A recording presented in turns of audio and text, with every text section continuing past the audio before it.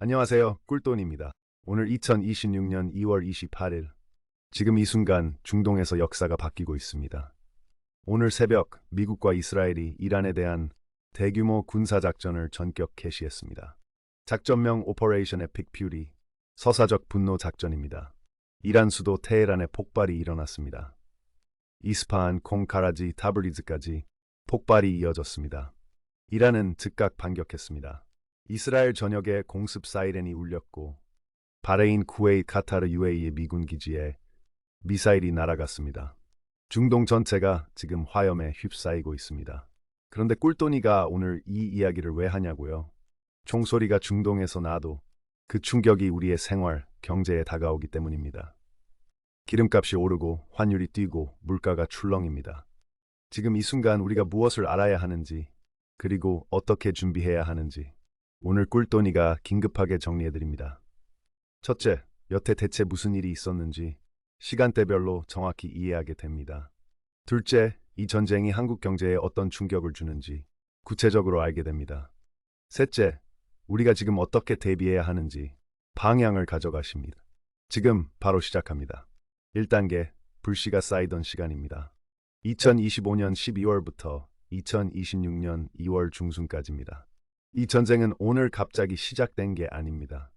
수개월 동안 불씨가 쌓여왔습니다. 시작은 이란 내부의 붕괴였습니다. 2025년 말부터 이란 국민들이 거리로 쏟아져 나왔습니다. 이유는 경제였습니다. 이란 화폐인 리알의 가치가 폭락하면서 장바구니 물가가 감당이 안 되는 수준까지 올랐습니다. 사람들이 더 이상 버틸 수 없다는 한계에 도달한 것입니다. 그러자 이란 혁명 수비대가 무력으로 진압했습니다. 저격수와 기관총이 동원됐습니다. 수천 명의 민간인 사상자가 발생했다는 보도가 이어졌습니다. 이것이 미국을 자극했습니다. 2026년 1월 13일 트럼프 대통령이 직접 나섰습니다. 이란의 반정부 시위를 공개 지지하면서 도움이 가고 있다, 정권 교체를 암시하는 발언을 했습니다. 그리고 1월 하순 미국은 항공모함 에이브러햄 링컨호와 제럴드 포드호를 포함한 대규모 함대를 중동으로 급파했습니다. 항공모함 두 척이 동시에 한 지역으로 이동하는 것은 단순한 경고가 아닙니다. 전쟁 준비의 신호입니다. 그러면서도 협상의 문을 열었습니다. 2월 초 오만에서 이란과의 간접 대화가 시작됐습니다. 그런데 협상은 처음부터 난항이었습니다. 미국은 이란의 탄도미사일 프로그램 중단까지 요구했습니다. 이란은 핵 프로그램과 미사일은 별개라며 거부했습니다. 대화가 평행선을 달렸습니다. 2단계 최후 통첩과 협상 결렬입니다. 2026년 2월 24일부터 27일까지입니다. 2월 24일 바로 나흘 전입니다. 트럼프 대통령이 국정연설에서 이란을 세계 최대의 테러 지원국으로 규정했습니다. 핵무기 재개 시도를 즉각 중단하지 않으면 대가를 치를 것이라고 경고했습니다. 사실상 최후 통첩이었습니다. 그리고 2월 26일 제네바에서 마지막 협상이 열렸습니다. 미국의 요구는 명확했습니다. 이란의 핵시설 완전 해체와 영구적 핵 포기입니다. 이란은 이를 거부했습니다. 협상이 최종 결렬됐습니다. 이 순간 전쟁의 시계가 돌아가기 시작했습니다. 2월 27일 어제입니다. 미국 국방부가 이스라엘 주재 비필수 외교관과 가족들에게 철수 명령을 내렸습니다. 이것은 전쟁이 임박했다는 가장 명확한 신호입니다. 외교관 가족 철수령이 내려지면 48시간에서 72시간 안에 군사 행동이 시작된다는 것이 역대 사례에서 반복된 패턴입니다. 그리고 그 패턴이 정확히 맞아 떨어졌습니다. 3단계 전쟁 발발입니다. 2026년 2월 28일 오늘입니다. 오늘 새벽 2시 30분 한국 시간 기준으로는 오전입니다. 트럼프 대통령이 자신의 소셜미디어 트루스 소셜에 8분짜리 영상을 올렸습니다. 미국이 이란 내에서 중대한 전투를 시작했다고 공식 선언했습니다. 목표는 두 가지입니다. 1. 이란의 미사일을 파괴하고 미사일 산업을 초토화한다. 2. 이란 해군을 전멸시킨다. 그리고 이란 국민들에게 직접 메시지를 던졌습니다. 자유를 찾으라. 정부를 장악하라. 정권 교체를 공개적으로 촉구한 겁니다. 미군의 작전명은 오퍼레이션 에픽 퓨리, 즉 서사적 분노 작전입니다. 이스라엘의 작전명은 라이언스 로어, 사자의 포효입니다. 두 나라가 수개월 전부터 함께 준비해온 합동작전입니다. 이스라엘 측 고위 관계자는 이 작전이 미국과의 공조하에 수개월 전부터 기획됐으며 발동 시점은 몇 주 전에 이미 결정됐다고 밝혔습니다. 공습 대상은 테헤란, 이스파한, 콤, 카라지, 케르만샤, 타브리즈, 일람, 로레스탄주 등입니다. 이란 혁명 수비대 본부 인근 최고 지도자 하메네이 사무실 인근에도 미사일이 떨어졌습니다. 이스라엘 고위 관계자에 따르면 최고 지도자 하메네이와 대통령 페제시키안이 이번 작전의 직접 표적이었다고 밝혔습니다. 현재 하메네이는 안전한 장소로 이동한 것으로 알려져 있습니다. 이란의 반격도 즉각 시작됐습니다. 이란 혁명 수비대는 작전명 트루 프로미스 4, 진실한 약속 4호를 가동했습니다. 이스라엘의 미사일 2차례 일제 발사가 이뤄졌습니다.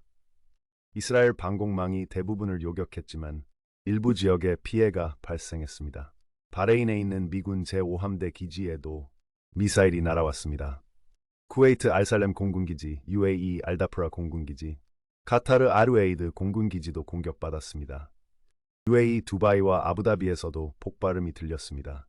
UAE 방공망이 이란 미사일 여러 발을 요격했지만 잔해가 아부다비 주거 지역에 떨어져 한 명이 사망했습니다. 예멘의 후티 반군도 가세했습니다. 이란의 동맹 세력들이 전선을 확대하고 있습니다. 이란은 인터넷이 차단됐습니다. 외부와의 소통을 막는 전시 조치입니다. 민간인 피해도 보고되고 있습니다. 이란 외무장관 아라그치는 이란 남부의 한 여학교가 피격돼 어린 학생들 다수가 사망했다고 발표했습니다. 이란에서는 토요일이 첫 번째 학교 수업일이라 학교에 학생들이 가득 차 있었습니다.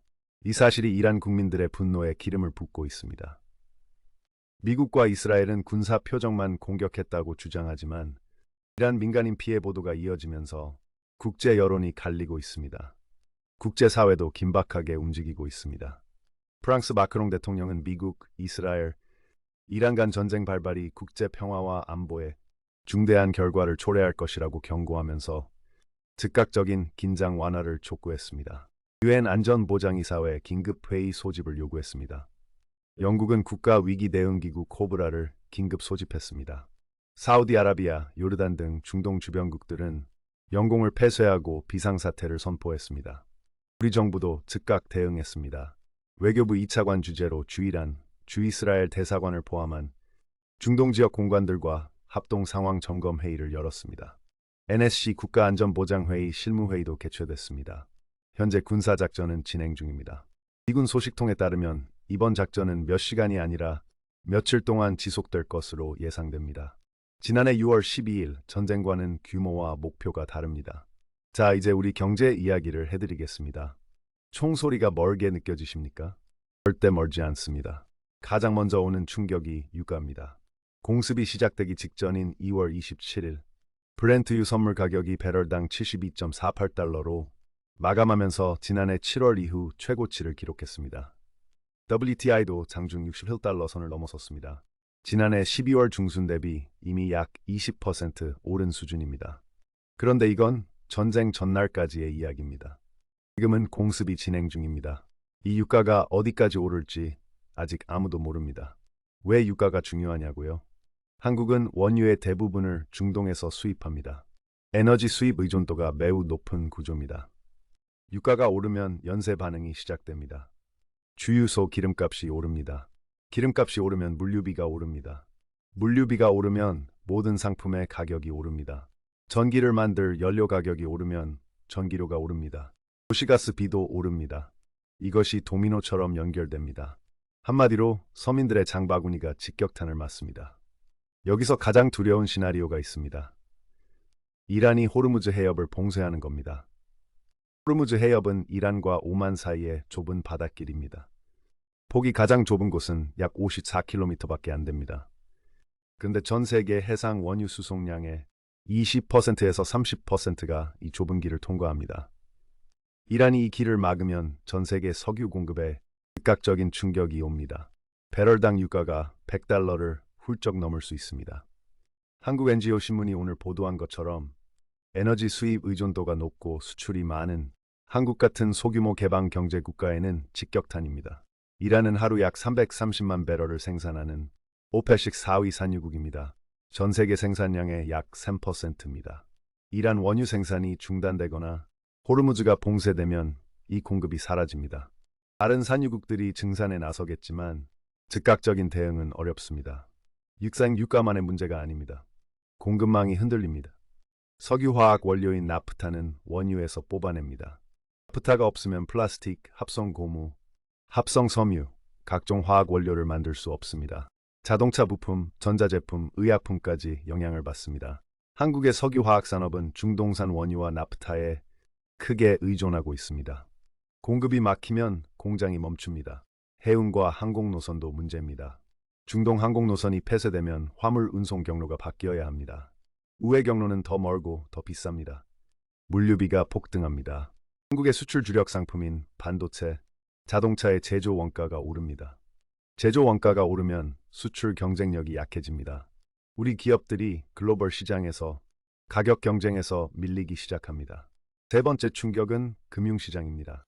전쟁이 나면 전 세계 투자자들이 안전자산으로 도망칩니다. 안전자산의 왕은 달러입니다. 달러 수요가 폭발적으로 늘어납니다. 달러가 비싸지면 원화는 상대적으로 약해집니다. 원달러 환율이 오릅니다. 지난 2월 26일 기준 원달러 환율이 1,433원 수준이었습니다. 그런데 오늘 전쟁이 발발했습니다. 다음 주 월요일 시장이 열렸을 때 환율이 어디까지 들지 예측하기 어렵습니다. 환율이 오르면 어떻게 되냐고요? 수입하는 모든 것이 비싸집니다. 원유도 달러로 삽니다. 환율이 10% 오르면 원유 수입 비용이 10% 더 오릅니다. 유가 상승과 환율 상승이 겹치면 에너지 수입 비용이 2배, 3배로 불어납니다. 이것이 수입 물가를 끌어올리고 국내 물가 전반을 밀어올립니다. 악순환입니다. 동시에 외국인 투자자들이 한국 주식시장에서 돈을 빼서 달러로 바꿔갑니다. 주식시장에서 외국인 자금이 이탈합니다. 코스피가 흔들립니다. 이 모든 충격이 합쳐지면 어떤 결과가 오느냐고요? 경제학에서 가장 두려운 상황입니다. 스태그플레이션입니다. 스태그플레이션이 뭔지 먼저 설명드리겠습니다. 물가는 오르는데 경제 성장은 멈추는 상황입니다. 스태그네이션, 즉 침체와 인플레이션이 합쳐진 단어입니다. 일반적으로 물가가 오르면 중앙은행이 금리를 올려서 물가를 잡습니다. 그런데 스태그플레이션 상황에서는 금리를 올리면 이미 침체된 경제가 더 망가집니다. 금리를 내리면 물가가 더 오릅니다. 어느 쪽을 선택해도 다른 쪽에서 문제가 생깁니다. 진퇴양난입니다. 1970년대 두 차례 오일 쇼크 당시 전 세계가 이 스태그플레이션으로 고통받았습니다. 지금 우리가 그 그림자를 다시 마주할 수 있습니다. 가게는 어떻게 됩니까? 기름값 오르고 가스비 오르고 전기료 오르고 장바구니 물가 오릅니다. 지출이 늘어납니다. 그런데 경기가 나빠지면 소득은 그대로이거나 줄어들 수 있습니다. 지출은 늘고 소득은 줄어드는 가계 압박입니다. 소비를 줄이기 시작합니다. 소비가 줄면 내수 시장이 침체합니다. 내수가 침체하면 기업 매출이 줄어듭니다. 고용 고행이 줄어들 수 있습니다. 악순환이 시작됩니다. 이번 사태가 우리에게 던지는 가장 중요한 메시지가 있습니다. 에너지 안보입니다. 우리나라가 에너지를 특정 지역 한 곳에 과도하게 의존하고 있다는 듯 구조적 취약점이 다시 한번 드러났습니다. 중동에 문제가 생기면 우리 경제 전체가 흔들리는 구조입니다. 이것을 바꿔야 합니다. 미국, 호주, 캐나다 등 다양한 지역에서 에너지를 들여오는 공급 다변화가 필요합니다. 국내 발전 비중을 높여야 합니다. 원자력 에너지의 역할을 다시 논의해야 합니다. 에너지 자립도를 높이는 것이 단순한 환경 문제가 아니라 생존 전략이 됐습니다. 중동에서 총소리가 날 때마다 우리 경제가 흔들리는 구조, 이것을 근본적으로 바꿔야 한다는 과제를 이번 사태가 다시 한번 보여주고 있습니다. 오늘 꿀돈이가 드리는 실전 조언입니다. 먼저 과도한 반응은 금물입니다. 전쟁이 났다고 당장 모든 주식을 팔고 달러를 사야 한다는 생각은 위험합니다. 지난해 6월 이란 이스라엘 12일 전쟁 때도 초기에는 시장이 출렁였지만 확전이 막히자 비교적 빠르게 안정됐습니다. 이번 사태가 어떻게 전개될지는 지금 이 순간 아무도 모릅니다. 미군 소식통들은 이번 작전이 며칠간 지속될 것이라고 했습니다. 그 이후 상황은 이란의 대응과 국제사회의 반응에 달려 있습니다. 지금 당장 할 수 있는 것들이 있습니다.